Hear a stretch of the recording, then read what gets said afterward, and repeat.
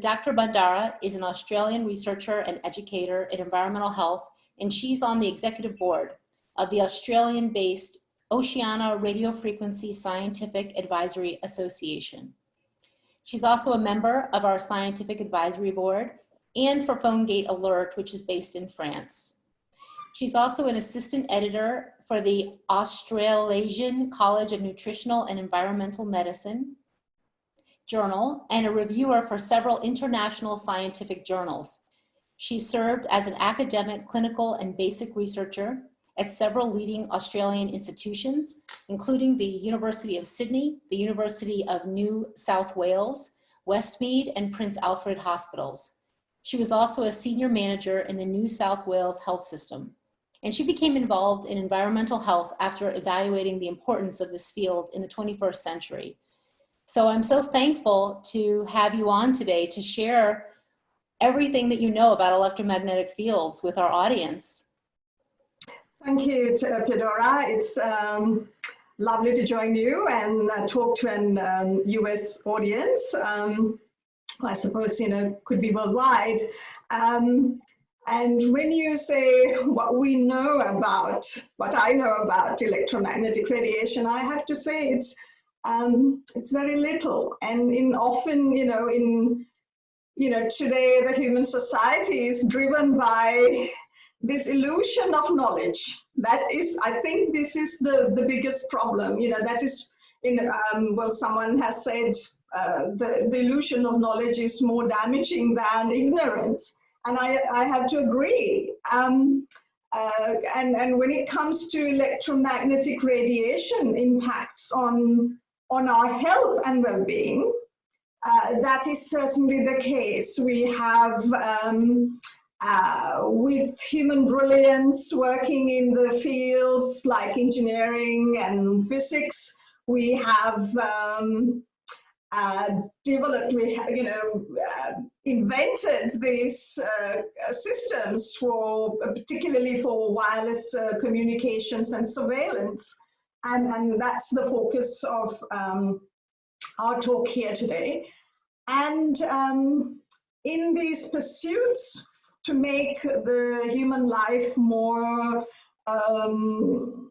interesting, convenient, and efficient, which are all good, but in this process, we've actually ignored, or we have failed to look at the unintended consequences of these man-made electromagnetic fields, particularly radiofrequency radiation, which is the most prominent form of what we call electromagnetic pollution, which is happening globally.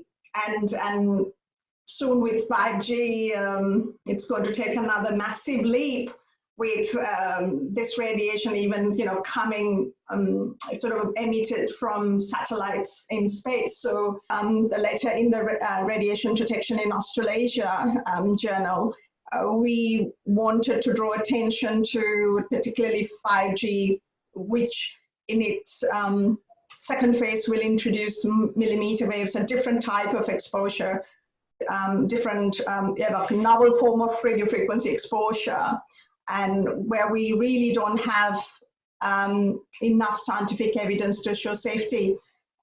Anyway, I was referring to what's called electrosmog or electromagnetic pollution, and that we are surrounded by all sorts of different wireless devices now. And, within a few decades, we've come from a position where only like a small fraction of the population was exposed to this type of radiation, occupational exposures, or living near towers, wireless towers like broadcasting towers or radar towers that used to be quite rare and distant objects. But today we are living with these like a multitude of wireless devices around us, and particularly quite powerful transmitters are coming near homes, and with 5G it's going to take us to a completely different level with millions of new transmitters everywhere. So with this massive increase in environmental radiofrequency radiation levels, human exposure has increased rapidly, and compared to these low, extremely low natural levels that we receive from the sun, the man-made forms have in the recent decades rapidly increased by something like a quintillion time, a billion times, which is really hard to fathom when you say these numbers. But if you have an instrument to measure radiofrequency radiation, and you start measuring like I have done over the last many years, this increase is phenomenal, and even a single wireless device, like a commonly used, whether it is an iPad, a mobile phone, or a cordless phone, can increase your exposure by thousands of times. So I am one of the I think it's more than 247 now, 250 plus scientists who have done research in this area from so many countries who have come together to sign the International EMF Scientist Appeal, urging the health authorities like the WHO and the UN to look into this matter, because the biological impact of this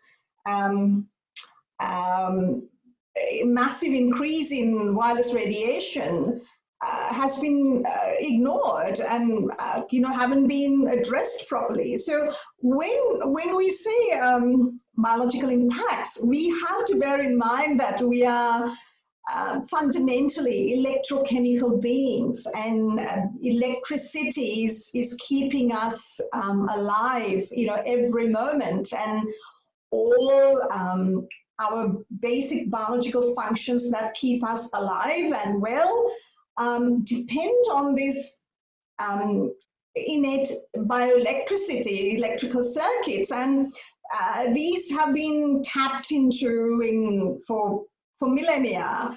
For example, in Eastern medicine, they talk about these energy channels, meridians, and in Western medicine, we tap into the electrical activity of the human body. For example, when you do an electrocardiogram, you're looking at you're tracing the electrical activity of the heart muscle, and similarly in an electroencephalogram, you are looking at the electrical activity of the brain. And one thing to notice is a lot of the pharmaceutical drugs that have become big revenue makers, blockbuster drugs over the recent decades, are targeting what are called ion channels, and these are the specific protein complexes in cells that control this electrical activity, in the biological electrical activity. And the fact that these drugs have become so widely used, and that tells us something, that a lot of the health problems arise out of this disturbance to the electrical activity of the human body. And this is where our exposure to man-made electromagnetic fields like radiofrequency radiation, this is how it impacts on our health and well-being.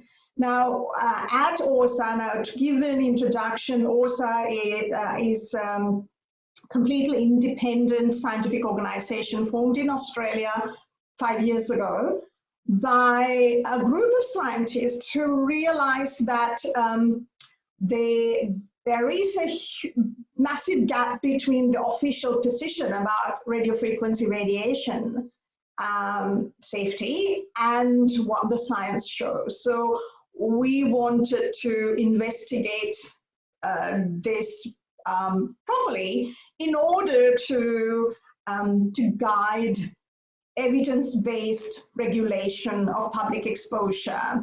So one of the biggest things that has been achieved is the OSA database.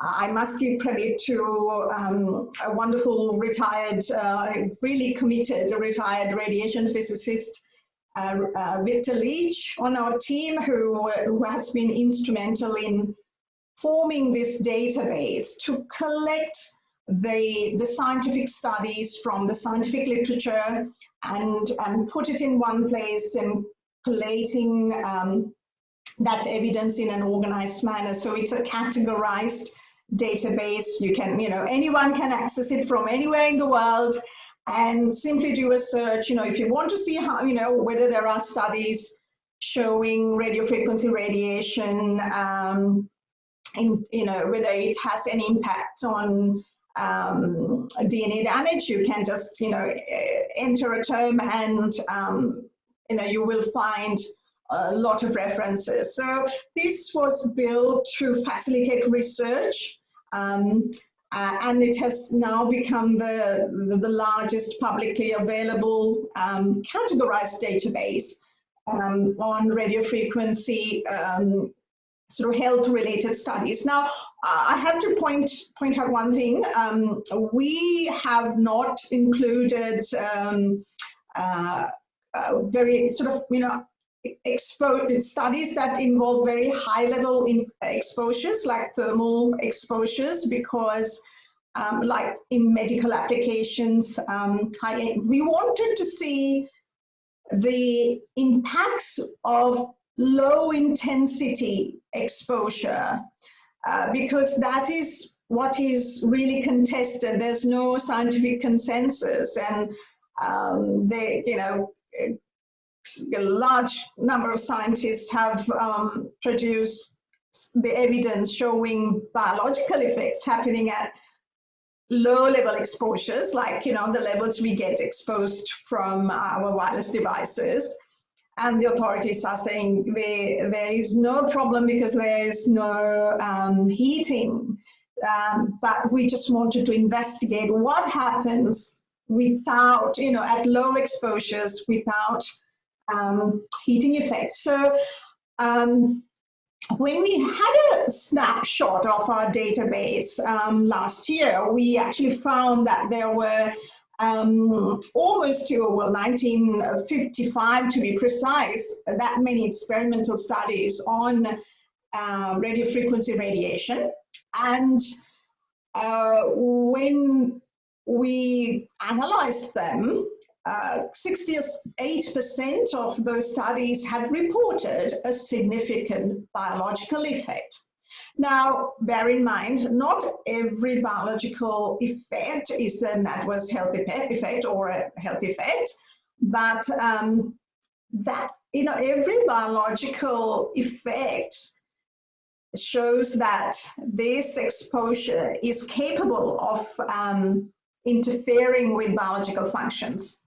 So this evidence coming out of such a huge evidence base, nearly 2,000 experimental papers, experimental studies published as peer-reviewed papers, clearly does one thing. It rejects the commonly held belief,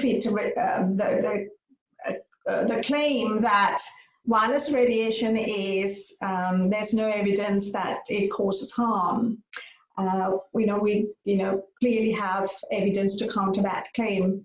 Now, so what are these biological effects that can happen without any temperature, increase in tissue heating? And I just wanted to show you one example here. It's an American study from the NIH, very high quality, and that showed even short-term exposure, like 50 minutes exposure to a cell phone, caused a change in the brain glucose metabolism. And compared to the unexposed brain, the mobile phone is shown with this arrow, and you see my cursor, don't you, Theodora? Yes. Yeah, I can see it. Okay, great, good. So compared to the unexposed brain, the more orange color indicates a higher level of glucose uptake, and with this sort of a biological effect, we really don't know the health impacts of this. So a lot more research needs to be done. But this clearly demonstrates that wireless radiation is biologically active, and it increases glucose uptake by in the brain, in brain cells. So now there's a lot of evidence showing that there are impacts at every level of cell. Now, I really don't want to take your audience through a complex biology lesson, but it's important for us to reflect on what we are made of. We are made of, trillions of these units like Lego blocks, that are built, together to form structures. So this is a basic schematic of an animal cell, like ours, and we have different parts, like different structures. These are called different organelles within a cell, and these structures carry out different functions. So many countless different biological functions to keep us alive, and these functions need to work in perfect harmony. They are so sophisticated. These are the functions that have been fine-tuned over millions of years of evolution, synchronized with nature, our living environment, and these functions, all these different parts of the cell, like we have, for example, the nucleus with our genetic material, DNA, in it, and then we have mitochondria, which are the energy power plants of our cells, producing energy in the form of ATP. It's called the energy currency of the body. And that the ATP comes from burning fuel. But, what's our fuel? Our food, the food we eat. And by, burning or oxidizing the fuel molecules, and mostly, the primary fuel molecule is glucose. And you have to now think, let's look at the big picture about the biology. We live in this world with an intimate reaction, dependence on sunlight, and sunlight produces our food, starting with photosynthesis. I don't have a slide. I'm sort of extending, going beyond my. Now, don't think about the cell here, but I just want you to. Although I don't have a slide, I just want to talk about it a little bit more. Where our fuel comes from. So we have, plants producing glucose via photosynthesis when, driving the energy of the sun in sunlight. And that ultimately becomes our fuel. And we combine that with the oxygen. And what happens at the cellular level is, to generate our energy in the form of ATP, we burn glucose or oxidize glucose And in this process, we utilize oxygen, which ultimately becomes reduced oxidation, reduction. There's a bit of chemistry there, but that becomes reduced to water, and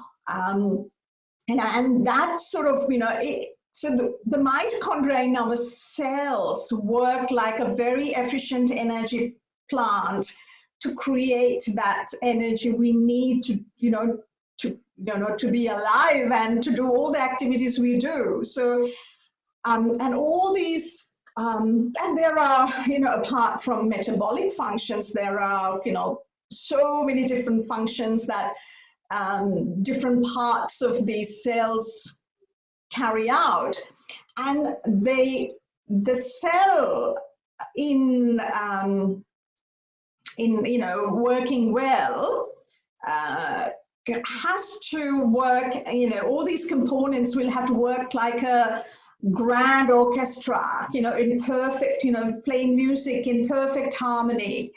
And see, just imagine, a beautiful orchestra playing beautiful, in harmony. And if you have a little bit of disturbance from the audience, like, a cough or two, that's going to make a minor interruption to the orchestra, but it's not sustained. And in a way, it's probably even good to have a little bit of interference, because then the members of the orchestra learn how to build resilience against those interruptions, external interruptions. But if the disturbance from the audience keeps happening and it gets worse, everybody's talking and making a lot of noise, then the orchestra can't play. So what I'm trying to say is, like that analogy, when we have a little bit of interruption to our biological functions happening at the cellular level, we have mechanisms in place to overcome those interruptions. But when these interruptions become persistent, like, for example, in this case, when we are exposed to wireless radiation for a long time, then our cells become unable to maintain those functions, just like the orchestra unable to play in harmony with persistent interruption, and it'll probably come to a grinding halt if people start sort of snatching away the instruments. So like that, this ongoing biological disruption leads to dysfunction at a cellular level, at organ level, at system level. When I say organ, as say, for example, a brain or liver or kidneys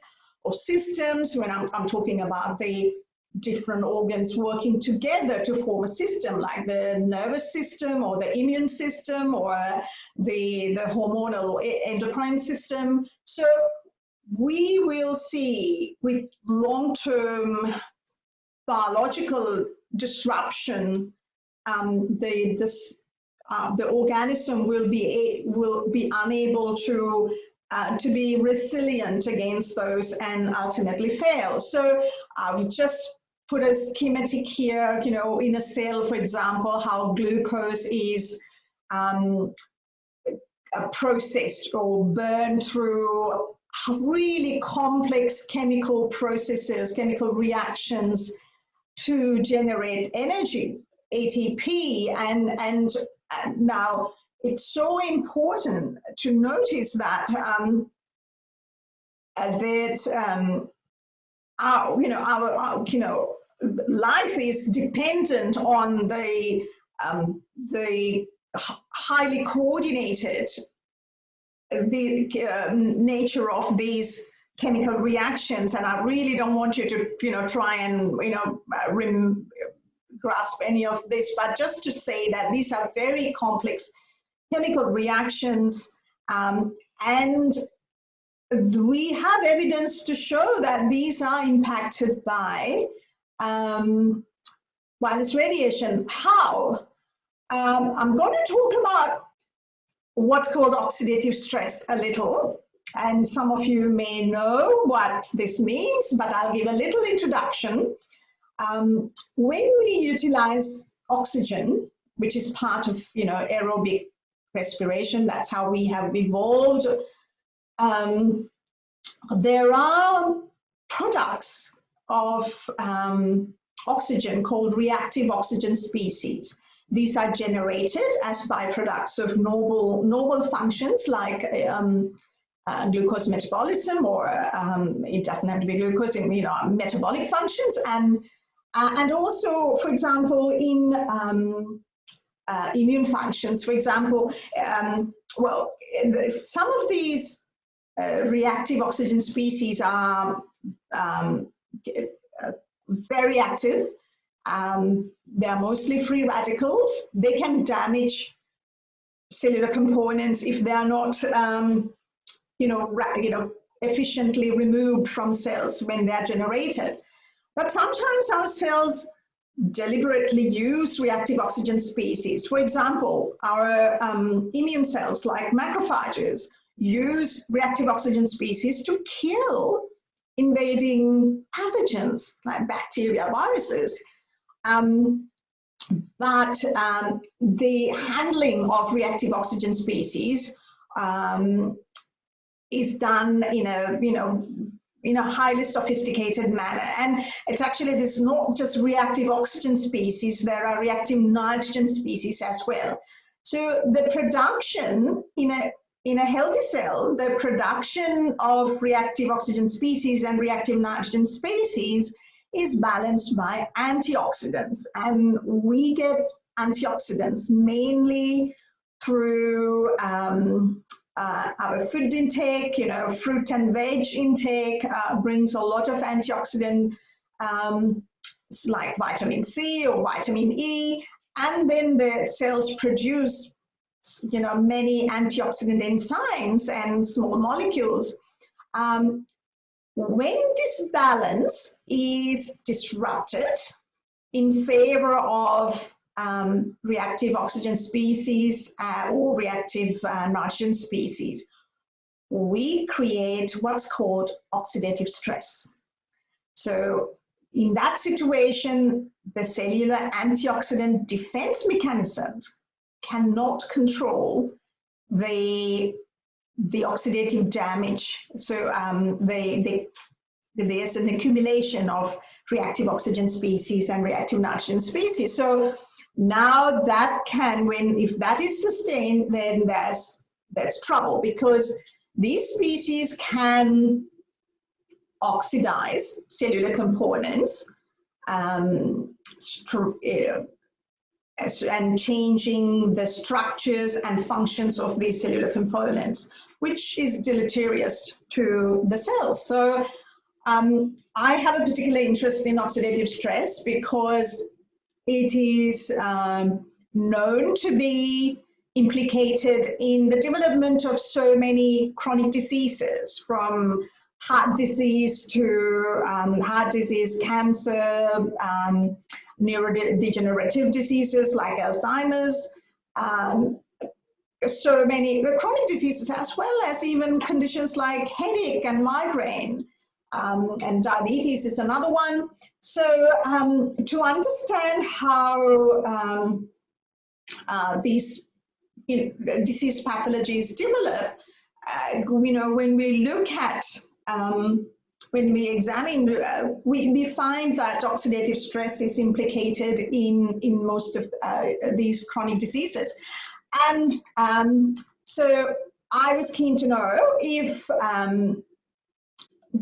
radiofrequency radiation can cause oxidative stress. So we analyzed our database. This was actually a few years old. We did that in 2017. And then we found that there were 242 studies from 29 countries that examined if oxidative stress was implicated. And so they looked for endpoints related to oxidative stress to see whether there's any biomarkers, increased levels of oxidative damage or reduced or altered levels of antioxidants. And unfortunately, my country, Australia, had done only one study, and US had produced 8, and 7 were positive. And but we actually found that a lot of Asian, Central Asian countries are now producing a lot of these studies, and we really need to get our research efforts in place to, do more investigations in this space. And the very interesting finding was that 89% of these 242 studies showed or demonstrated significant changes with respect to oxidative stress, indicating that radiofrequency radiation is implicated in oxidative stress, and that was in line with a previous review from Igor Yakimenko. And now another point I want to stress is that most of these studies are fairly new, and after the IR classification of RF radiation as a possible carcinogen. And this new evidence base would support that classification. Now, this is a paper from US esteemed physical scientists who've been at the forefront of this technology, and they're acknowledging that these electromagnetic fields can produce oxidative stress via free radical generation, and these are implicated in chronic diseases. Now, as I said before, when oxidative stress happens in cells, that and then there are other effects of radiofrequency radiation, like we know that there are disruptions to the sort of the day-night cycle, circadian rhythm of induced by these exposures, and we have, for example, melatonin is a very important hormone and a powerful antioxidant, and a disruption of that would lead to many adverse outcomes in poor sleep, which is a very common problem these days. People are complaining that they can't sleep well, they wake up feeling exhausted because they haven't had a good night's sleep, and that's affecting our children who are on devices at night, on screens, and they go to school and they are sleepy, they are inefficient. So that's a huge problem. And then there are effects like immune system dysfunction. So with multiple organs and multiple systems getting affected, we are really paving the path for chronic disease establishment and accelerated aging. And I really like this term used, mainly I think it was Dr. Magda Havas saying that this exposure causes accelerated aging, which is true because oxidative stress drives that process. So, and it can cause DNA damage. I'll actually skip through this thing. It's just like a study that shows radiofrequency radiation can cause fragmentation of DNA, our genetic material, like in this example, compared to a high exposure to a high dose of ionizing radiation. Now, I will skip through that actually because it's just like multiple slides of DNA, showing studies on DNA damage. And we are seeing increased cancer deaths near mobile phone towers. This is from like a study from Brazil. Again, America, Australia haven't done this type of studies, which must be done. I'm conscious of the time here, so this is again an American study showing women who kept mobile phones, tucked in their bras, have developed multifocal breast cancer. So there's a lot of evidence to show, linking this to cellular damage that can lead to cancer development. Now, I'm sorry, I'm just going to skip through some. I just want to stop here for a moment. A few years ago, there was a publication from Australian cardiologists reporting that they have seen an increase in heart attacks in people without the traditional risk factors. So they were, saying that we need to look for novel risk factors for cardiovascular disease. And then I wrote a reply, which was published as an editorial in the European Journal of Preventive Cardiology, just drawing attention to a few bits of information linking radiofrequency radiation exposure to cardiovascular disease. And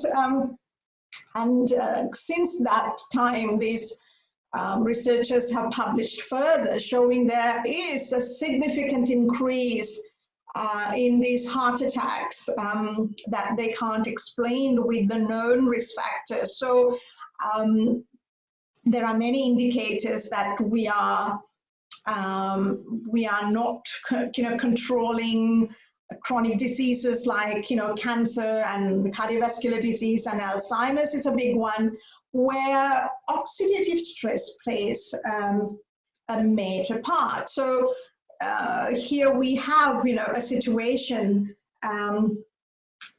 We know oxidative stress can lead to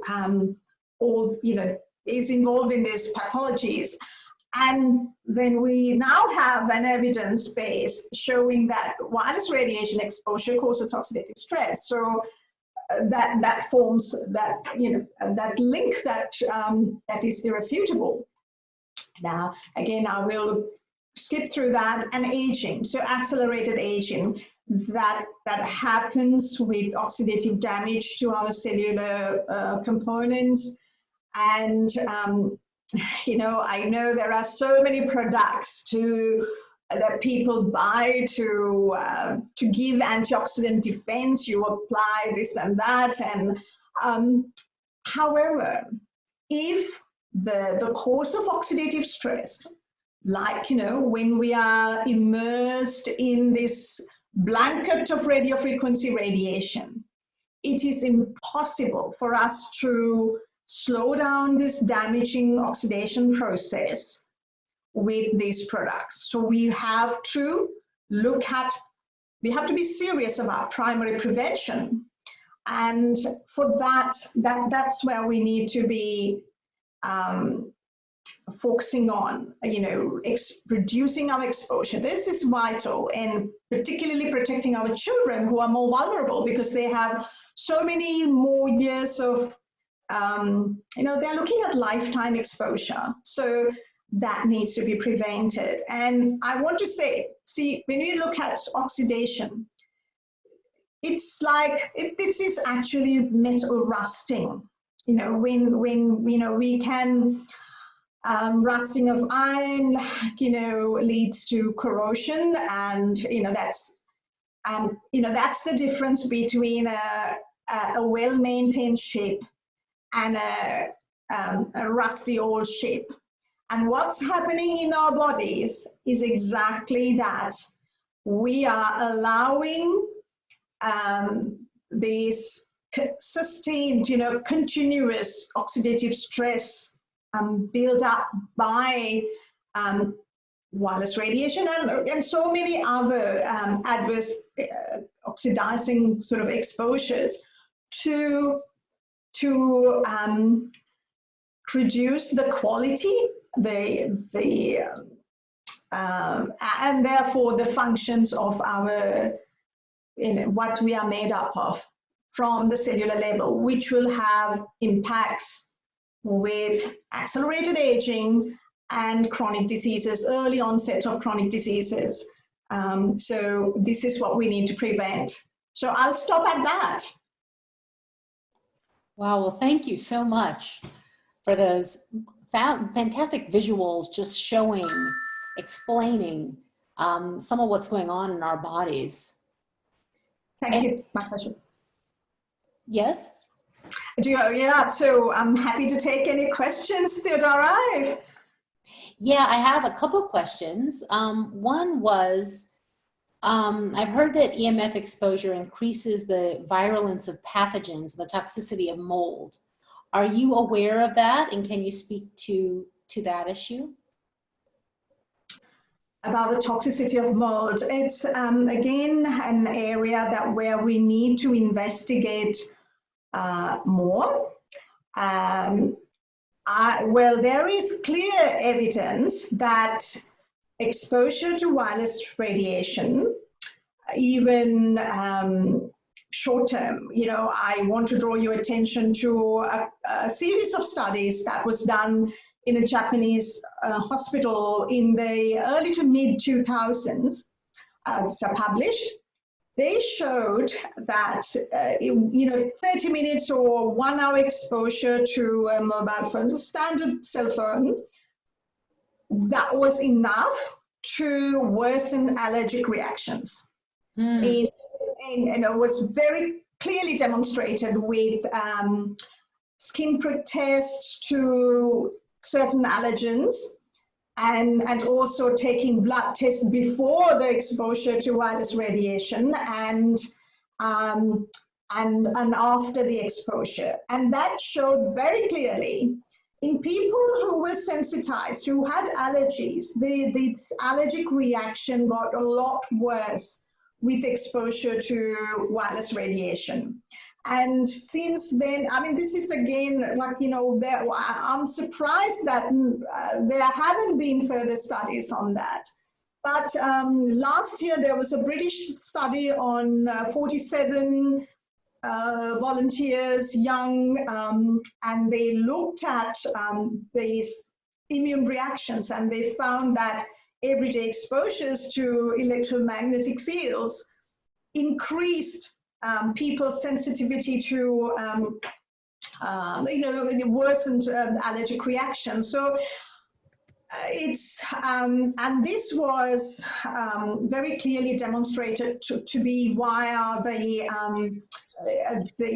changes in calcium,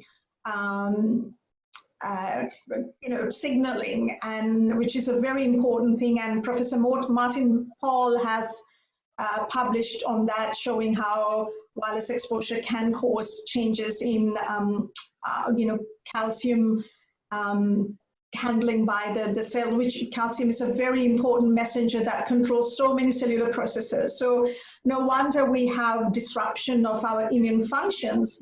So if when this radiation exposure causes us to be more allergy prone, there's no doubt that people are becoming, having more trouble with to exposures that used to be, didn't used to cause harm. I mean, we have evolved with exposure to like pollen or nut allergens or animal, dander.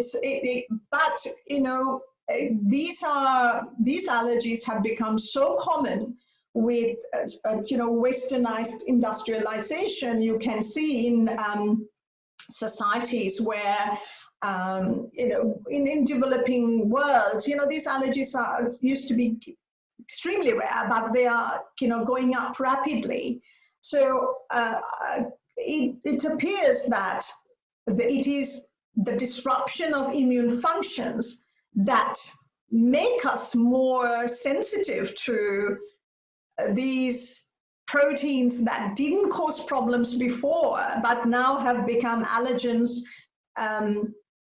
inducing allergic reactions.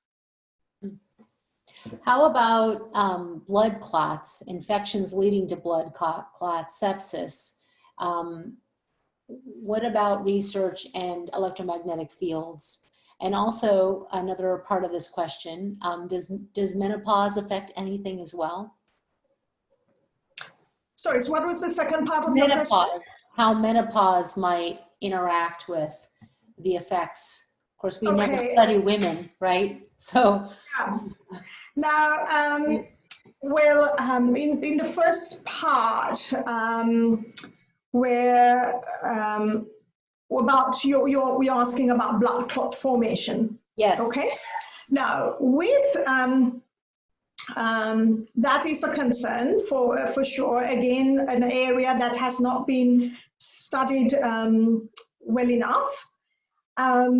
See, when we look at red blood cells, they have this perfect they have this shape, and there are the cell membrane is there are these electrostatic forces that keep the right shape, and they repel other red blood cells or other cells, so they can carry out the fundamental function of red blood cells is to facilitate gas exchange, to carry oxygen and carbon dioxide, and to do that properly, they need to be suspended without forming clots. And I know that I once heard Dr. Stephen Sinatra, the cardiologist, saying that our blood should be like red wine, but often it's like ketchup. And that is what. So what is making our blood to clump, and and it looks like exposure to radiofrequency or electromagnetic fields have an effect on red blood cell membranes, changing those, the charge states, those electrical charges, so therefore their interaction. So see, the membranes are so vital, the membranes around cells and around different organelles within cells need to be in good condition for biological functions to happen properly. And the membrane disruption, that it's a huge problem with oxidative stress. When different components of the membranes, like lipids, when they get oxidized, you form lipid peroxides.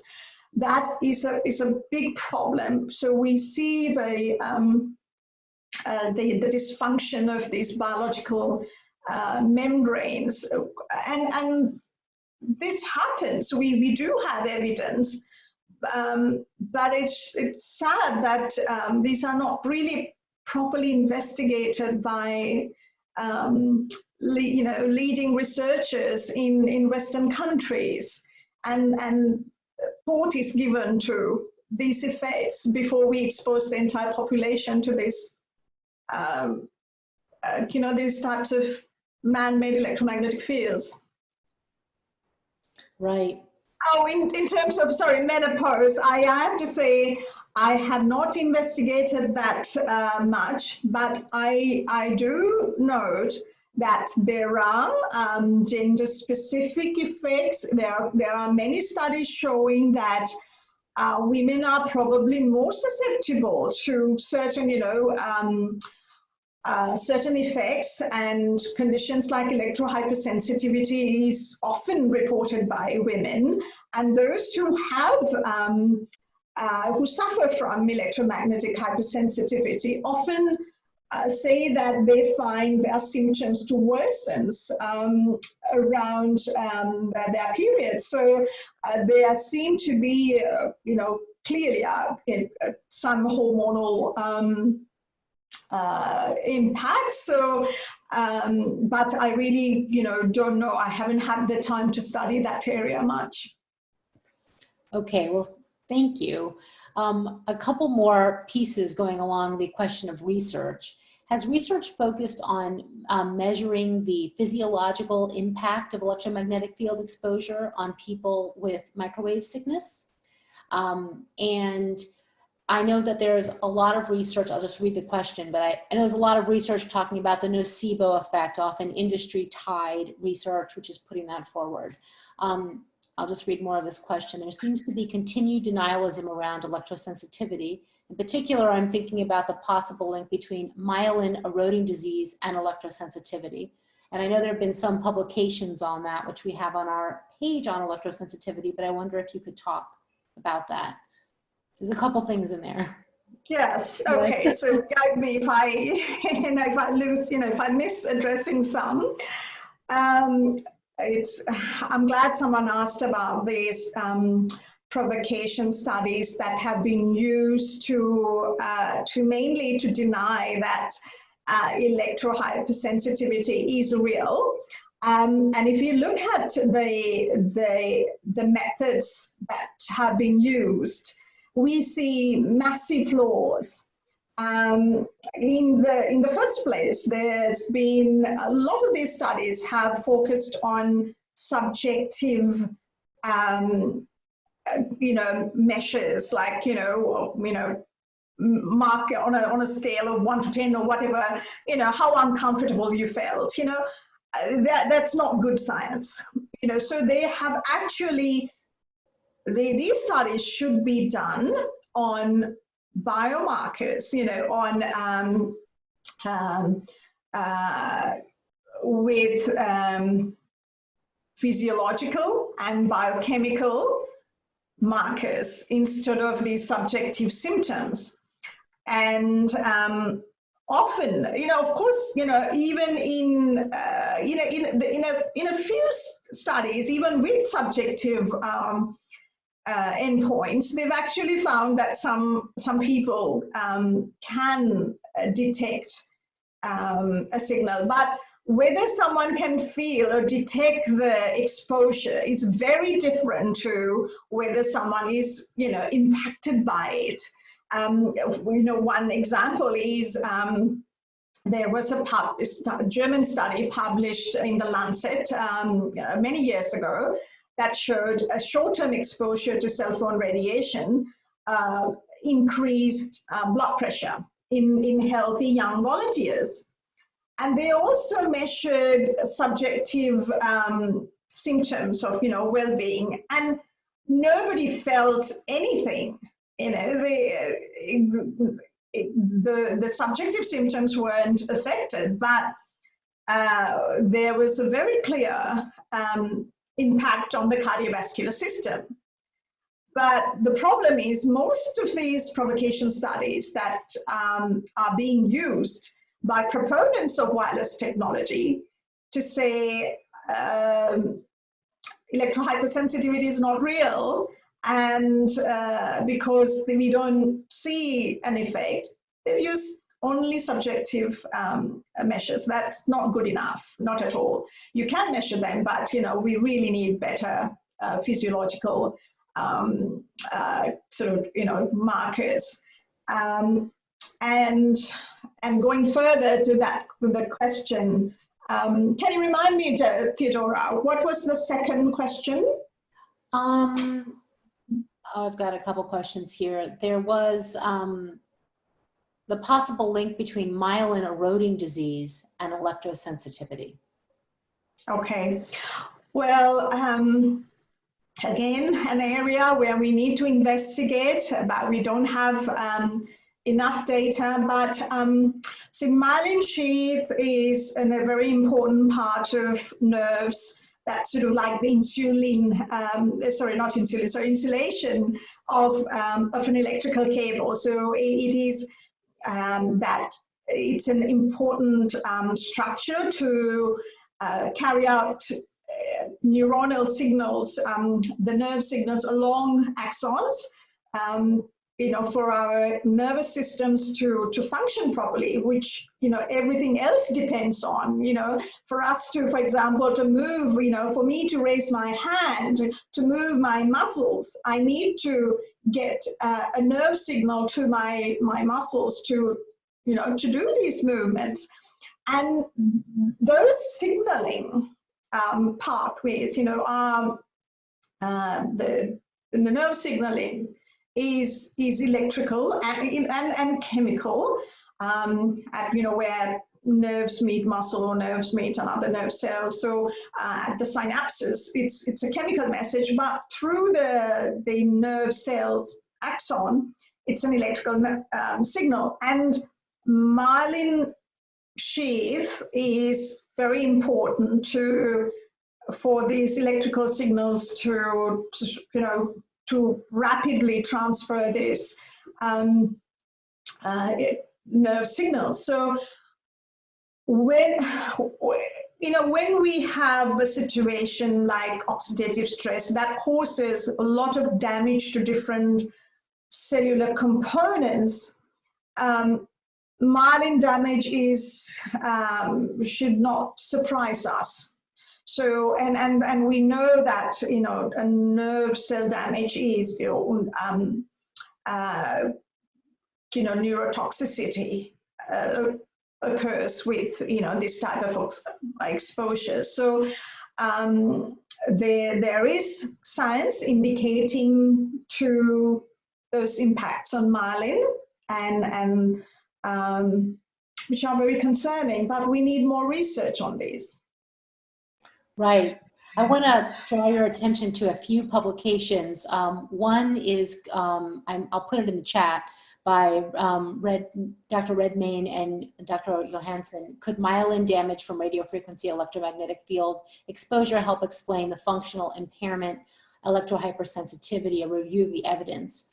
And that's from 2014, but they talk about— Yes, I thought it was a while before, since I read that.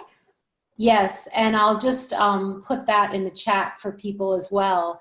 But there's so much research that needs to be done, but such a lack of funding to do the kind of comprehensive studies to elucidate all of these. But we know enough to know. That's right.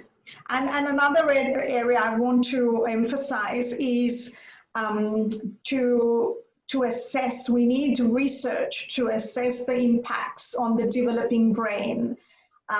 Developmental neurotoxicity is a huge problem, and experts are saying this is rising worldwide, and it's a lot worse than neurodegeneration in the elderly. When you think of the impact on the society, these are young children who are having damage, to their brains, their developing brains.